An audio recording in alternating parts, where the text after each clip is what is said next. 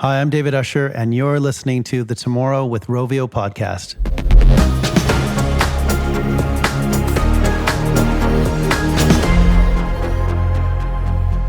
Hello and welcome back to the Tomorrow with Rovio podcast. I am your host, Ben Mattis. As we explore the future of entertainment, one theme has come up many times with almost every guest we've talked to so far, which is artificial intelligence and how artificial intelligence is changing entertainment. My guest today got his start in the world of entertainment and creativity as a rock star. Frankly, he was the frontman and lead singer of a band that I grew up listening to called Moist. When I was looking for someone to talk about artificial intelligence and its role in the future of entertainment, there were a few people that came to mind as having a more interesting and unique perspective on that subject than David Usher. So I hope you enjoy this conversation, learn a little bit about all the different ways AI is going to change the world of creativity and entertainment, and just generally learn a thing or two like I did. Without further ado, David Usher. Here we go.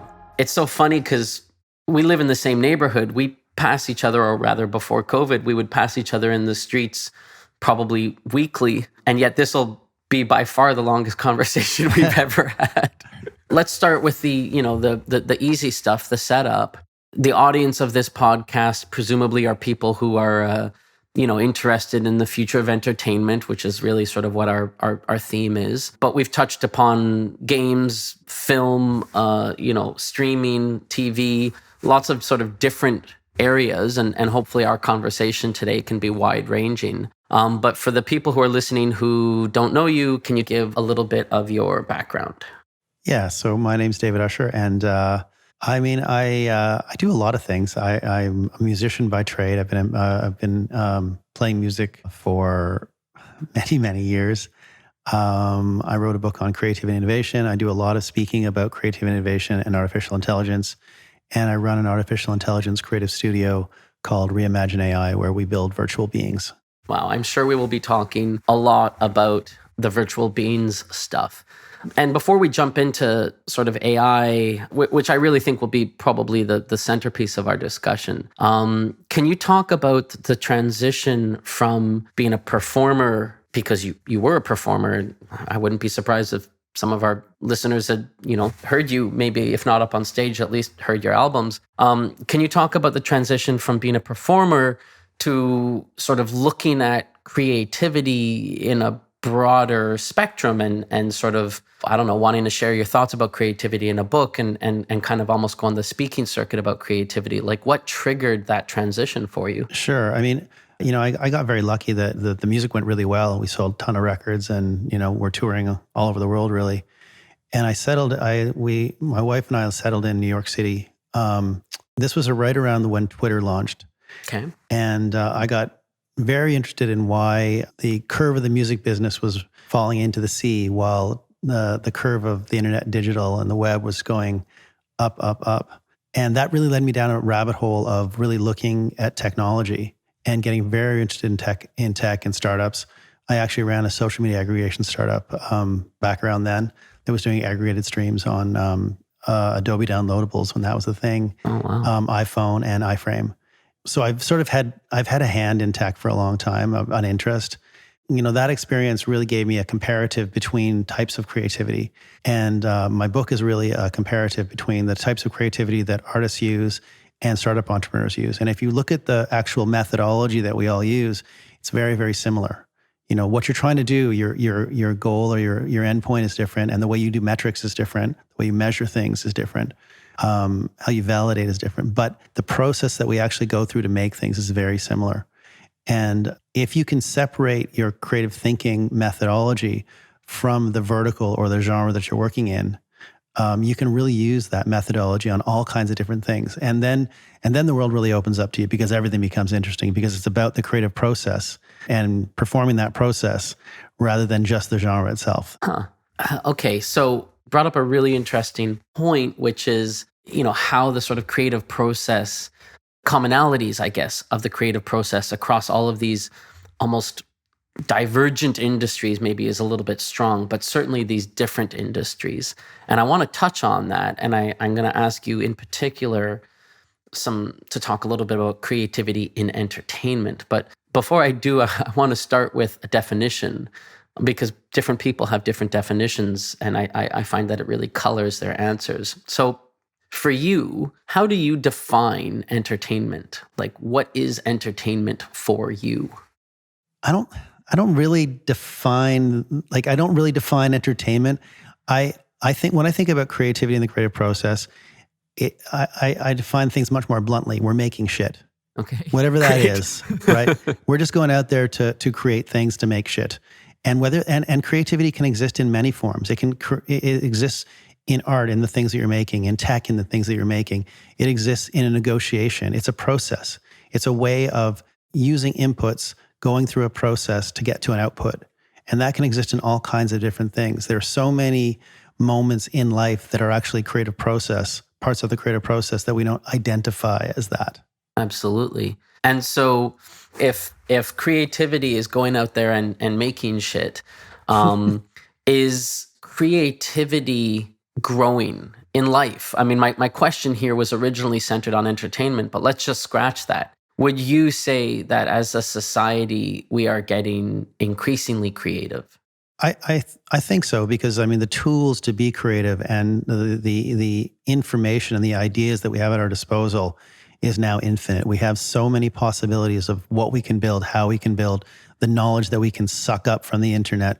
A lot of what I talk about is, right at our fingertips now, we have access to the greatest thinkers thinking about the greatest things that they're making while they're making them. Right. We have incredible access to ideas right now, which we've never had before. Back in the day, it was 2 library books that you could check out for 2 weeks, Right. that were 10 years old. Now we can hear from the greatest speakers in a field, the greatest thinkers in a field about what they're thinking about while they're thinking about it. It's pretty incredible, the access, and not only that, the tools that exist to be creative. There's so many digital tools now that everyone can be their own media company. Everyone can make their own music. Absolutely. The question is if we just get overwhelmed and if we actually go out and do it. That's always the hard part. And it's interesting, the overwhelming can be on both sides, can it? I mean, as a creator, the platforms can be overwhelming. Am I a Twitch streamer? Am I a YouTuber? Am I a TikToker? Am I going to go up on Patreon? Am I going to whatever, have a blog? I mean, there's so many different options in terms of platform. There's so many options in terms of supporting tools. Am I going to use this audio package? Am I going to use that audio package? Am I going to invest in learning OBS, for example? Or am I going to focus on, more relevant to this podcast, learning Audacity or whatever the case Absolutely. is? But then there's the flip side, isn't there? Like, as a consumer, I mean, the choice is overwhelming as well. I'm interested in crocheting. Okay, great. There are 15,000 creators on YouTube showing their crocheting process. Oh my gosh. Okay, how do I sort through that? Do your thoughts about creativity extend at all towards discoverability or kind of like standing out? Or are you more just focused on, as you sort of said, sort of making shit, unlocking the creative process? I guess another way of looking at that is creativity without an audience, important for its own sake? Or do you focus a lot on discoverability as well? It really depends on, the creative process can live on many, it's a spectrum, right? Yeah. If you are creating something purely for yourself, for the id, then you're not necessarily focused on audience. And that can be successful, because if you're not focused on audience and you're making something purely for yourself without any audience participation or care about the audience, then that can be a success for you. If you're making a widget that's made for everybody, then success is purely measured by the audience. Where you put yourself on the creative spectrum is a choice these days. Yep. For myself, it falls in different categories. Sometimes you're making a song for yourself. You're just trying to make what you think is great, and you hope that maybe other people will like it, but you just don't know. If I'm making an AI for like a virtual being for a country or a company, there's an expectation that it will perform in certain ways, and it's not just my expectation. There's a whole other set of expectations that go along with that. And so you have to think about those things as well. Yeah. It really depends. Creativity itself can live on that spectrum anywhere. Where you choose to put yourself is a totally different thing. Yeah. Yeah. And I think that makes a lot of sense. I mean, we hold ourselves accountable with our success metrics. And then in doing so, personally, I find that in some ways my growing ambitions, right? Let's say for this podcast, the growing ambitions for this podcast then drive creativity, right? When it first started, maybe the ambitions were just, oh, wouldn't it be great to have a couple of talks with some smart people? As I do more of these, I want to dig deeper. I want to talk to, more and more people. I have some hopes and dreams about, being heard by more and more people. And I find that that's then driving the creative process even more deeply because it's forcing me to look at additional tools and expand my network and expand my understanding of various spaces. So what sort of started with maybe a more kind of personal goal is eventually sort of increasing over time towards a more, sort of discoverability or sort of KPI focused goal as I learn what I'm doing and as this process grows. Yeah, I mean, that's totally natural. Yeah. You build and then you try and scale, Yeah. and how you try to scale or if you try to scale depends on what your purpose is. We've talked about creativity, and in there you dropped a couple of times the work you're doing on virtual beings. But before we get deeper into that, when did you, I guess, discover AI? What motivated the sort of transition or hyper focus on AI? Can you tell us a little bit about your journey into this space? Sure. So, I mean, I was doing a lot of corporate speaking, and I still do a lot of keynote speaking, a lot of tech companies, actually. Everyone from Google to SAP, all sorts of different companies, about creative innovation, because I'm very passionate that creativity is something that most people are not exercising their at their true capacity. But as AI is sort of the next big wave change, it's going to really change everyone's lives, or it already is. Most of it lives under the hood, invisible right now, but it's really coming to change all the processes and systems that we live within our work. I'm very interested in things like climate change, which is the other sea change that's coming. You can't talk about change, what's going to change within creativity, innovation, and the world and the workplace without really understanding AI. And when I talk about things, I like to understand them at a level where it's not just me reading books and watching other speakers and then regurgitating what they're saying. I like to talk to people from a place of actual knowledge where you work and build with the technology. And so for a long time, I spent looking at what was my inroad into artificial intelligence. Right. I worked on something with Pablo Samuel Castro from Google, which was called Lyric AI at the time. And so it was an algorithm that can, where songwriters can collaborate on song lyrics with an AI. Yeah, and so we worked on that for a while. Yeah, it's still going on. Yeah. And then from that, I was really looking for my in. And for me, the one piece that's really missing with artificial intelligence is the interface.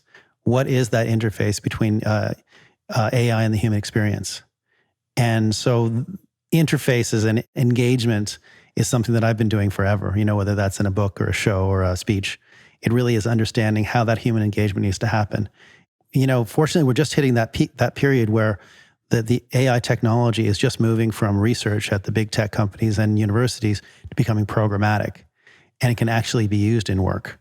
And so that's how we started the creative studio, Reimagine. I mean, it's a perfect setup to this next question, because you said it yourself. AI has sort of been lurking for some years. We've all been using AI probably daily, and might not even be aware of it when we get a recommendation from Netflix or from Amazon, or use text to speech or whatever. The AI is everywhere, and yet very often it's masked. It's not necessarily sold as AI. It doesn't necessarily feel like the future unless you sort of stop and dig into how that might actually be working. It feels to me like in the last few years, though, that highly creative uses of AI where that interface, as you put it, are in some ways the forefront of the experience, are really starting to take off. So do you sense the same? Do you feel like we are maybe at that tipping point? Yeah, absolutely. What do you think is causing that? Is that just a natural evolution? Is that just was it inevitable that would It's the happen? maturing of the tech. Yeah. Ideas that have been around for a long time conceptually, now you can actually build into things that actually work. Right. And that is the real tipping point where you can use these technologies in innovative ways and build things that we could only imagine before. We're really hitting places where, a lot of the stuff that there's a whole new kind of media being built around this stuff. There's a whole new batch of companies that are coming up together in this new field. The way I think of it, it's a new genre of storytelling, really. It's a new way to tell stories. It's a new way to interact. And it's going to be far more than just faces on screens. Right. The way this technology can be used is, only limited by the imagination. We have there's just vast possibilities of what we can build now.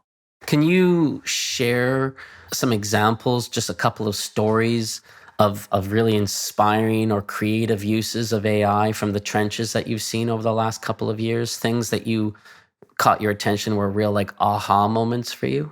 Yeah, I mean, there's a lot of very interesting technology from the story side of it.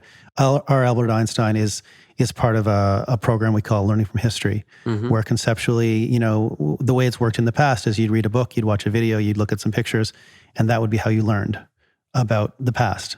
Now, we believe that in the very near future, you'll be able to talk to characters from the past and learn directly from them about their past. Those kind of things. We're working on things, you can bring people back from the dead. You can do all kinds of stuff that seems very Black Mirror, but is really here now. And I don't really look at it as where the technology is right now, because a lot of this tech is even though it's usable, it's in its infancy. But the 2 to 5 years, there's going to be an exponential shift in how this technology works. Even what we're doing, we use animation, 3D graphics, blend shapes, rigging, all kinds of stuff to make the animated side of our virtual avatars. But very, very soon we're at the very, the edges of, GAN networks being able to build these things in seconds that work in real time. It's going to be GAN's adversarial networks. So anyway, there's a lot that's coming down the pipe that's really exciting. That's really interesting, and I'd love to just dive a little bit deeper on that. So let's take the 5-year vision let's take the Albert Einstein. Sure. So in 5 years, theoretically, Albert Einstein might maybe sound even more like Albert Einstein. The voice, parody might be closer. The sophistication of his answers might be richer. You're saying also that you think AI could power the animation of the character as well, so the way he moves won't be sort of hand animated anymore. It'll be driven by, as you said, again. Any other sort of lofty aspirational visions to share about what you think, for example, your Albert Einstein digital being could be doing in 5 years if AI trends continue? We're building a program right now around First Nations in the residential school system, First Nations people, because, as the kids that went through the residential school system are getting older, those stories are in danger of being lost. Yes. So we're building a coalition to build a virtual being that has lived through the residential school system and can talk about what it was like and their life afterwards, how it affected them. And these are new tools or the ways we can hold on to legacy and history and story and allow future generations to really interact with those stories in really personal ways. God, that's amazing. I mean, if we can get hyper nerdy technical first, yeah, you need a model. That model has to have a basis on, for example, how to speak English.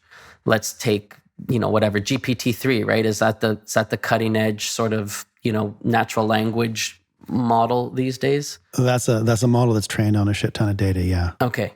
I assume you guys probably have some sort of foundation like that you're not teaching your virtual beings how to say hello, how to say how are you, how to say, my name is. You're probably focusing. It's a real mix though, because Because on the output side, it's the output side you have to worry about. If you're deploying AIs in public spaces, there's very little tolerance for AIs that are sexist and racist. Absolutely. And it's very easy for pure algorithmic stuff to stray off the path. In fact, it's quite normal. Yep. So we're really careful with our outputs. Where the AI is working is mostly on the inputs on the natural language processing side, and obviously in voice and those kind of things. Okay. But, again, we look at it as a technology stack where we don't have to build everything. Right. There's this is a very interesting time where new technologies are outputting all the time, and then we can just put it into our stack and make our being smarter or look better. Yeah. Feel better. Yeah. Feel better. Feel more human.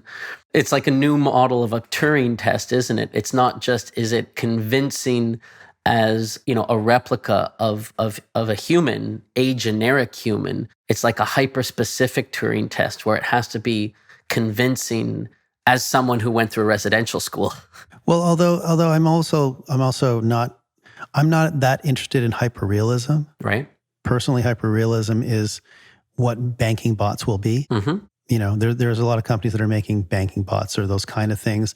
They're hunting for hyperrealism and those sorts of things, which are very important in those kind of service. We as a company, what we're interested in is exploring the imagination space with these things. Right. What can live beyond a face on a screen? How can we expand the thought sphere around what could be?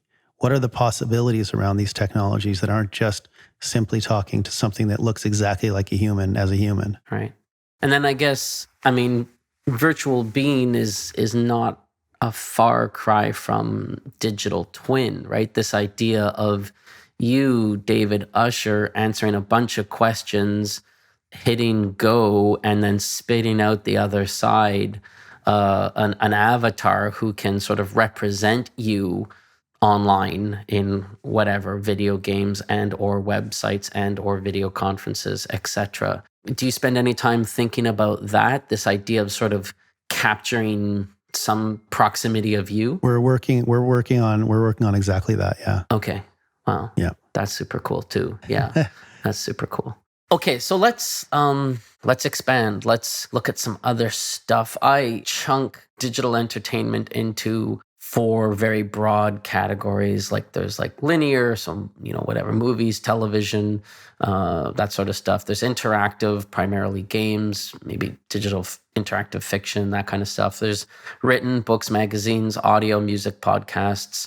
Am I missing anything? Or does those 4 I think that's chunks about right. Feel right? Okay. Sure. So just quickly, like if you had to bullet point each of those 4 major chunks, how do you think AI is going to change them in the next 5 years? Like, what are some thoughts about how movies and TV will evolve because of AI in the next 5 years versus, say, music and podcasts? Okay, well, for movies and TV, we're already seeing there's a lot of AI built into all this virtual filming and virtual studios, virtual tech. The ability to, there's a lot of virtual beings being put into there, a lot of CG, and a lot of that is AI. It's changing filmmaking. If you look at Mel's out there at the studio where they can film everything in-house and they can change your backgrounds, your lighting, all through CG. A lot of that is AI based. Same with TV.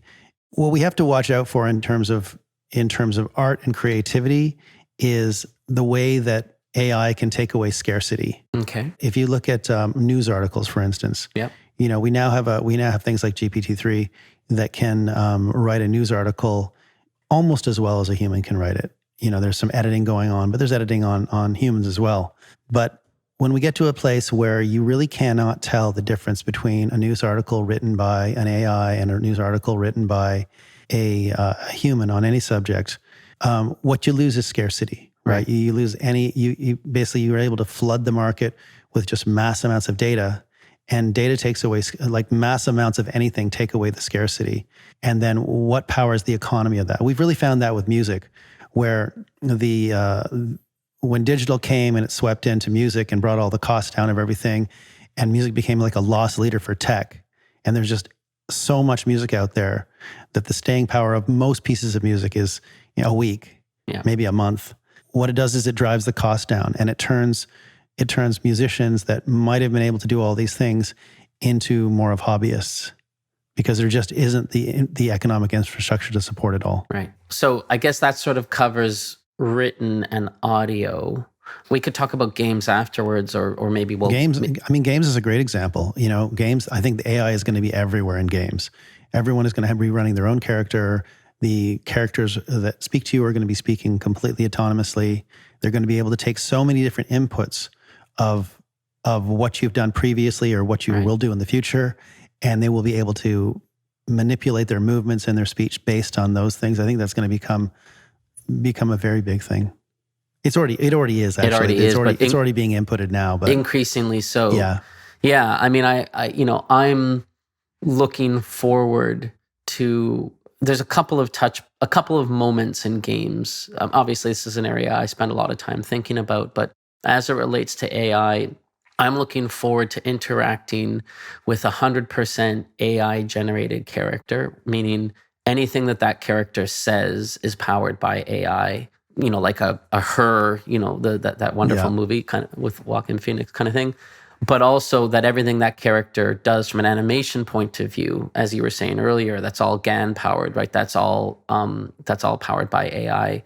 And so it really is a digital being manifest in an interactive environment, which, that's a step towards like holodeck, right? That's like, hey, computer, I want to hang out with Einstein and go fishing with him, make it so. That's a step towards that. And that to me is really exciting. And then the other thing to our previous conversation point about digital twins is as games go increasingly online and increasingly persistent world, I'm interested in having an avatar that I trust to represent me when I have to log out. And that I know that to a certain extent within a range of flexibility that I'm comfortable with, that avatar will act like me, talk like me, think like me, make decisions like me, and basically represent my interests for me while I'm disconnected from the game. And then when I log back in, the avatar sort of is like, hey, here's what you missed. You killed this guy because he was being a jerk, but you bought this thing from this passing vendor. I think you'll like it. And I'm like, yeah, cool, thanks, man. Those both feel like... Aren't there chatbots on Twitch that run the Twitch channels at night when the gamers go off? I think that's happening now. I think you're right, although I don't think they're not representing the sort of charisma of the Twitch streamers at the level that I would aspire towards, right? Not yet. But I mean, I think that's the way we need to judge the tech, right? Yeah. We don't judge it as now, we judge it in 5 years. Absolutely. Like, it's the path to where we're going, rather than where we are. Yeah. In your talks about, well, first of all, the work you did with Pablo Google, the lyric co-authorship, but also you talk about scarcity. Well, it brings up the subject of co-authorship. So typically we've had 100% organic intelligence has been responsible for all creative domains. Now, we're beginning to transition into this sort of co-authorship model where, you collaborate with AI to find inspiration for your song, to find, inspiration for your lyrics, to find clickbaity headlines for your blog post, whatever. There's all sorts of ways that AI can co-author with human intelligence these days to optimize, shall we say. But do we want to go 100% towards AI creativity? Is that something we should aspire towards, or does that somehow weaken the creative process in the way that you were saying, where it so completely removes scarcity as to devalue all creativity? Yeah, I mean, I don't want to. I think it's going to go there. But do I want to? Have I got interest in that? Not particularly. I don't really particularly have, a strong desire to listen to machine-made albums. I'm interested in the people and the stories behind the albums as much as I think those are a big part of what makes it human. Right. It's not just the product. It's the story behind the product. It's the story behind the output that also makes things interesting. It's process and product. So for me, I definitely think things are going there. AI is going to be able to make songs as well as people can make songs. It is where we hope we're going to keep our relevance is in that story that lives underneath, plus the rough edges. The rough edges are maybe harder to at least for now to copy. I mean, and my experience so far with AI generation of lyrics and poetry and things like that has been so far. We still have a long way to go. Right. We still have a long way to go. It's very difficult because if you look at the way you have to stack up data sets and then what the AIs really look for when they're trying to figure out comparative cadence, rhyming, all of those things that you need to make. And then meaning, it's really difficult to make these things spit out stuff that is actually useful for an artist to work with. Right. It's hard. It's hard stuff. Can you talk a little bit more about rough edges? Yeah, I mean, human work more recently has been using computers to smooth out the human edges. And I think that's what AI naturally does. It rounds out all the corners and tries to, because it's doing combinations of what's popular, right? In a way, in its simplest. If you really want to dumb down what it's doing, it's looking through the data and it's doing comparatives of different things, and it's basically trying to give you what you want. And what you want tends to be what's used most. And what's used most is the smooth, I love you stuff. Yeah. Or the whatever, often it's that's why the racial stuff often rises to the top because it's used so much. Right. Or the sexist stuff. But when I'm talking about rough edges, it's stuff that humans put in naturally because we are rough edges. Right. We're not perfect beings. We are sort of an amalgamation of all our faults and downfalls. And that's what makes the music interesting. Yeah. Okay, that makes a lot of sense. And obviously, I would say that holds true equally to the written form, books and magazine articles and that sort of stuff. I think so. If it's too silky smooth, has no rough edges, forget scarcity, but is just, if it's too perfect as to be lowest common denominator, right? It sort of loses its value over time, right? Because you're just mainlining honey all day, every day, and you need. Well, and if you look at what you want, let's just take lyrics for example. Yeah. If you're looking for a partner to write lyrics with, you're looking for someone that will elevate your ideas. Yes, that will take you places you never thought of, that you can never go. Now that's possible with an idea, but with an AI. But the difficulty is that you need it to produce turns of phrase and word combinations that are elevated. And it's so difficult. There's so many parts because you're really dealing, I mean, just think about rhyming. Right. Rhyming itself is hard. Good rhyming is hard. Easy rhyming is easy, but good rhyming is hard. Yeah. It's very subtle. Wow, that's a really fantastic point, that when you want co-authorship, you want someone that elevates you. And at least right now, AI is likely to just spoon feed you back the stuff you already know. I mean, if we were to translate that to like an AI to help you come up with a new idea for a video game, right? And you come to the table and you say, I want to do, a match 3 game and I want to pair it with something. What should I pair it with? The AI is going to search the data banks and come up with fantasy, fighting dragons. You should pair match 3 with fighting dragons. And why is it going to do that? Well, because there's been a bunch of games that have paired match 3 with fighting dragons and made a bunch of money. So they're going to likely float to the top of, the basically the internet, right? If you search for match 3 video games, a bunch of them will be. Where it does get interesting are things like some of the GPT-3 models on images are very interesting. Okay. Where you can say, you can talk about images in a way that it's a very interesting way for imagination triggering. I think there's something there that could well be a companion. Okay. I think these are the possibilities that, if you look at these AI technologies as much like when DAWs came in, digital workstations came into computers, right? Mm-hmm. There are all these plugins, all these instruments, all of these things, but they don't help you make songs unless you know how to use these things and use the tools in a way that works, that makes things come to life. There's all these tools. And I think that for quite a while, the way AI is going to come into creativity is in a tool set. It's going to give us a tool set that will help our imagination in certain areas and it'll be a tool set within our work, within our workflow. Yeah. That'll help enhance what we do. That's the hope. Yeah. Yeah. It's interesting. I hope to have on the podcast a few more people in the industry talking about AI from a variety of different points of view. And one of the places that I do want to explore is people who are using AI to build tools, to build production tools to help the co-authorship of creativity across a variety of different genres. And in particular, really focusing on, well, the tech, but also that point you brought up earlier about the interface, right? Because it sounds to me like to truly democratize the use of AI in the creative process, where we almost need to focus as much on the interface as we do on the underlying, technical stack, so that creatives are integrating it into their process in more interesting ways, and therefore sort of pushing at the edges of what's possible beyond what we take for granted today.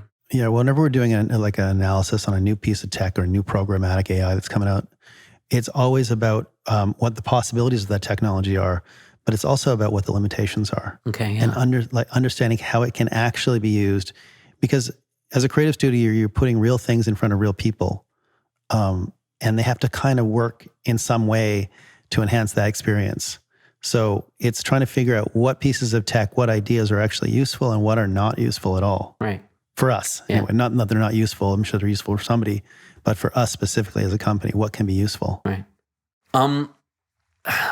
We mentioned her. You obviously have, I would say, a relatively rich picture in your mind of where you think AI is going to be in the coming years. This is a question that I ask a variety of my guests on this podcast. What is your personal piece, your favorite piece of science fiction that features AI? Any medium, book, TV show, movie, whatever. Yeah, I'm totally into The Expanse right now. Oh, great! Yes, that is my sci-fi of choice. Awesome. I'm in love with that show, Okay. and so few people seem to actually watch that show. Can you tell us why? Why do you love it? I don't know. It just captures all the things that I like in sci-fi. It's built a great world with great possibilities. It's really got all the pieces. Okay. Okay.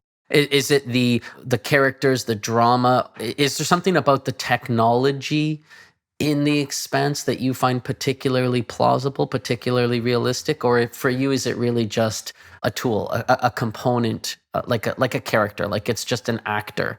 I think it's just an actor because it's a well-made piece of science fiction. Yeah, where absolutely. It's got all the elements that make you, I guess too, it's the world building that you really love. Yes. Like it's that they've really built these worlds as, the balance between Earth, Mars, and what's the other one?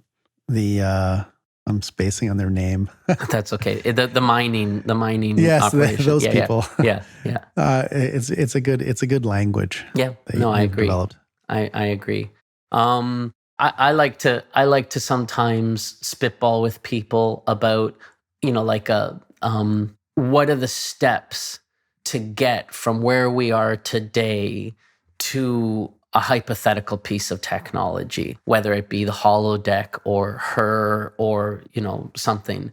As it relates to the subject of virtual beings and AI and that sort of stuff, how far away do you think we are from her, from an AI that we can plug into our ear and quite literally fall in love with?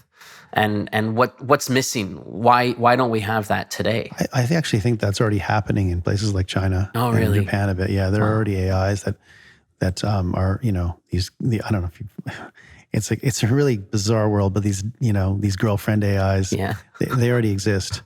Oh my God. I don't think we're far away at all. Okay. I don't think we're far away at all. Do I think it's healthy? Not particularly, but do I think we're far away? No. Right. I think it's coming quickly. Yeah. I mean, there still needs to be some advancement, but it's definitely on the path. I wonder if those AIs, I have heard about these Chinese girlfriend AIs and whatnot. But like when I read about it, it made it seem like it was sort of like the replica chat bot. I don't know if you've played with replica.ai. Yeah. Which it does a pretty decent job, but it is a chat bot, right? And so I do find that is a limiter in terms of how, even if the conversations are sometimes fascinating in terms of like the depth and where they're going, because it's just text and it's not audio, it does always feel like I have, I hold it at emotional arm's length. Whereas again, with her, it was indistinguishable from a human, right? It was as subtle and emotional and believable as having your girlfriend on the phone. But I don't judge the tech of where it is. I judge it of where I think it will be. And I think that things like Replica are great examples of where the tech's going to be. Yeah. I've seen other things that have come out from them, and it is definitely advancing for sure, and quite good. Yeah. I think that if we visualize where that company alone and that technology will be in 5 years, I think it's going to be elevated like crazy.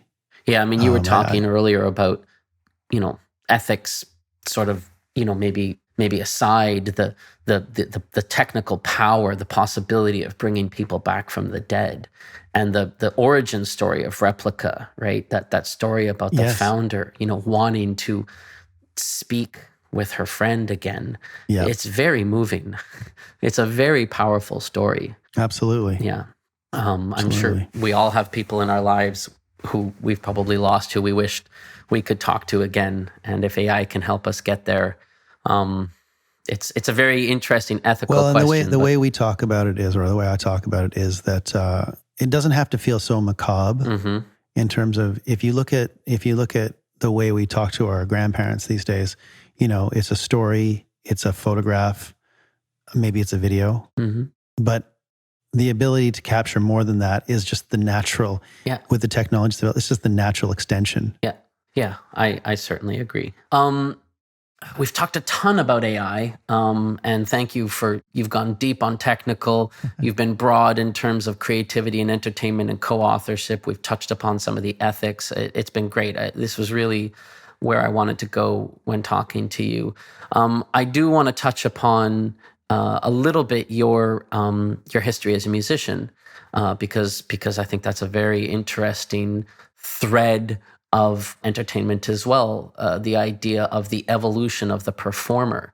So just to set the context, over the last couple of years, video games in particular have been the stage of some of the largest virtual performances. The largest performances done virtually in history. There was a huge show inside of Fortnite, or there have been a few, but Travis Scott put on a big show inside of Fortnite. More recently, Lil Nas X, the Old Town Road guy, he did a huge thing in Roblox. I think 31 million people or something like that, experienced that show. Tomorrowland did a huge one too. Okay, yeah. So can you just, as a performer, like, what do you think of virtual concerts? Like, do you what are the pros and cons that you perceive? They're not interesting to me personally. Okay. Simply because, I'm selfish as a performer. I like to hang out with the audience. Right. I like to play with my friends. That's just what I like to do when I play music. That's sort of the point for me, is to go somewhere to see an audience and to play music for them live. It's not that those aren't valid. They're absolutely valid, and people are, virtual worlds are a huge thing right now. This metaverse, we're getting more and more places to go. But for myself as a performer, I like to be on a stage and play for people. That's just my own selfish fun. Can you see a way? Is there any technology that could bridge that gap for you? I mean, obviously it will never replace it, right? You're sort of being in the concert hall, up on stage with the people in the audience and hearing them and feeling them and smelling them. Can you see any technology on the horizon that might get you a couple of steps closer? I don't know, Sure. telepresence or anything like it. Yeah, I mean, there's technologies like Portal, not the game, but Hmm. the guys that make the box, the Hollow Box, Okay. and there's but you're still looking at the audience through a camera. Right. That's the thing. Because again, it's about those rough edges are not, and the story behind it are not just in the live performance isn't just software. It's the going there, being the whole process of getting there, of hanging out with everyone that you like, and setting up, and the pre-show and the post-show, and the audience itself, and the fun in the show, the mistakes in the show, the interaction with the people at the The show, rough edges. the rough edges. It's the fun for me. Yeah. It's what I want out of it. I don't drink very much anymore, but you still want it to smell like whiskey, Yeah. I guess, it'll be fascinating to see what, the next generation feels. Even obviously, COVID accelerates this, right? But even without COVID, I think it could be argued that there was a trend towards increasingly digital. I'm just looking at my kids. I know your daughter is roughly speaking the same age as mine. They were moving increasingly towards digital even before COVID, obviously, exceptionally so now. This generation that's growing up on digital, anyways, and then sort of magnifying that significantly because of COVID, will they ever have the same attitude towards, smelling the audience and tasting the whiskey associated with their musical performances, or will it strike them as some sort of barbaric practice that the old people did? But Yeah, this is totally. this is how music is meant to be experienced. It's all Yeah. holograms and It's very possible. I mean, I remember when smoking left venues. yeah. I remember thinking, oh, this is gonna suck. I don't smoke, but I like that they're smoking in venues because it's just, I don't know, it's sort of rock and roll and fun. But now, if you go into a venue and if there was ever smoking, you'd be, what the hell is that? Yeah. It seems crazy now. Yeah, it really So does. I'm not really sure. Yeah. I do think, though, despite the rise of digital, and I think I don't think it's leaving us at all. The new, COVID has accelerated the move to digital by 10 years. Yeah. And I don't think it's leaving anytime soon. I think, work from home is going to be a thing for a lot of people. They're going to continue after COVID leaves. But I also think the rush back to live is going to happen, and people are going to go mental. Mm-hmm. When this thing fades away, if it ever does, I think people are just going to lose their minds and want to be out. I know I do. Yeah, I think you're right. I think I agree. I think it has been an accelerant, but I don't think it has been the death of face-to-face. I don't think we've heard the death knell for live in any way, shape, or form. No, because the reality is it's more fun. Yeah. Shared experience, certain things it's not only shared experience for the performers, but the shared experience for the audience, whether you're hanging out with your friends and a whole bunch of other strangers. There is a shared experience that happens in a moment in a room that you can't replicate through VR sitting in your bedroom. Yeah. I had a really interesting conversation a few weeks ago with Brenda Romero, who's a game designer who's been working professionally in video games for 41 years. Wow. She's amazing. Really, it was a wonderful conversation. And we touched upon the subject of real life play versus virtual play. So basically, I'm paraphrasing here, but in 20 years, will kids still be playing tag? Or will all tag be played out, virtually inside of Minecraft 2 or whatever it is? Right. And it was great. On the one hand, I'm bringing it up because I hear so much parallels between what she said and what you said, which is on the one hand, there are certain things that technology, persistent digital worlds can bring to the game of tag that just don't exist in the real world. Infinite variability, infinite partners to play with, 24/7, lights, 24/7 variability in terms of your play space. I mean, there's so many ways you can take the basic game of tag and extend it in a digital way that just wouldn't be possible physically. So on the one hand, she was saying, absolutely, I think people will be playing tag in video games increasingly so. But on the other hand, I'm looking outside my window right now, and school's just ended, and all the kids are outside playing tag in the park instead of sitting at their computers playing video games. So I don't think the real world and interacting in the real world is going to go away anytime soon. I think it depends what the world is like. It depends on what happens to the world. I guess that's very true. Well, listen, David, thank you so much for your time. This has been a really fascinating conversation. In closing, are there any themes or subjects that you were hoping we would have a chance to chat about that we didn't get a chance to cover? I think we've covered it, man. No, it's great. Awesome. Thank you. All right. Well, once again, David, thank you so much for being here. I look forward to seeing the work that you do. I find the kinds of work you do with your agency fascinating. I find your podcast fascinating. I'm a subscriber. I can't wait for the next episodes. And thanks again for taking the time to talk with me today. Thanks a lot. All right. Bye. And that's a wrap.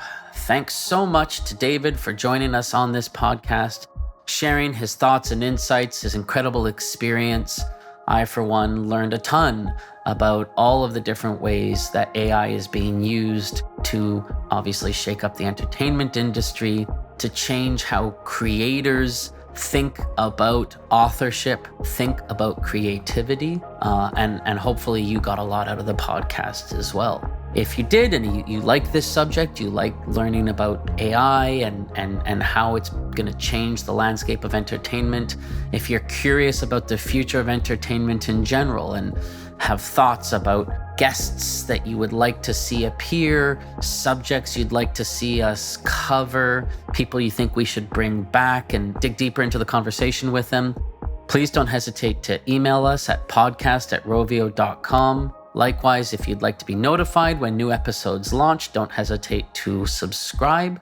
We've got a lot of great guests coming up. I think we're going to be covering some really exciting subjects. And I look forward to hearing whether you found them interesting, engaging, whether you learned something, and just in general, what sort of themes and trends you want to hear us continue to explore. So with that, thank you very much. Have a wonderful afternoon. And I look forward to doing the next episode shortly.